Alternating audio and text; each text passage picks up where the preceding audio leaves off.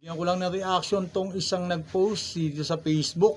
Ayan, yung Pag-asang ng Bayan PH. Yun. Ito yung kanyang post, no? Sinuspinde ni BBM si Congressman Kiko Barsaga. Hindi na siya congressman ngayon. Another injustice na naman to. Ayun. Yun yung sabi niya, no? Itong post na to, yung sinabi niyang sinuspinde ni President Marcos si Congressman Kiko.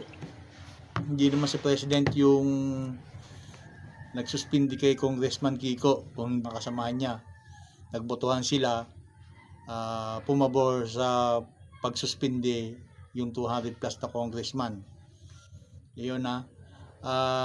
Congressman pa rin si Kiko Barsaga, kaya lang suspendido siya ng 60 days na walang sahod, hindi pwedeng pumunta sa Congress, at saka pinabura yung 24 na post niya na nakakasira sa Congress. Yun ang sabi nila, no? Yung sinasabi nito, fake yung kanyang pero sa pananaw siguro niya, sinabi lang niya na si Congressman Barsaga ay pinasuspindi ni Marcos kasi ang iniisip niya siguro, inutos ni President Marcos sa Kongreso yung pagsuspindi kay Kiko Barsaga.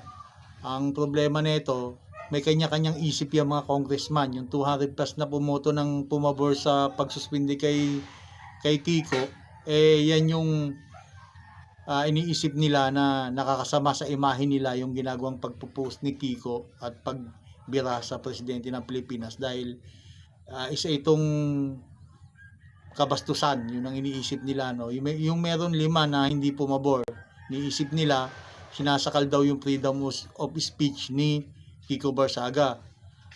Okay lang naman ang freedom of speech, kaya lang kapag halimbawa bastos ka na, masama din naman yun. Isipin mo, mambabatas ka, yung mismong kasamahan mo sa trabaho, parang napapasama sila dun sa kabastusan na ginagawa. Hindi daw bastos yun, yun daw ay freedom of expression, na sinasabi lang daw niya ay katotohanan. Meron ba namang katotohanan na hindi yung tungkol dun sa post niya sa presidente ng Pilipinas, makatotohanan ba yon? Wala pa namang ebidensya, pagbibintang pa lang, wala pa namang napapatunayan.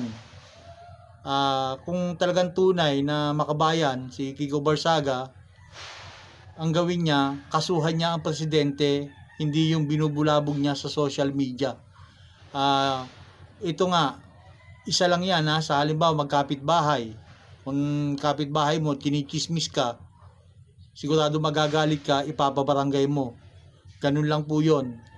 Patunayan muna kung may kasalanan talaga ang presidente na binibintang niya.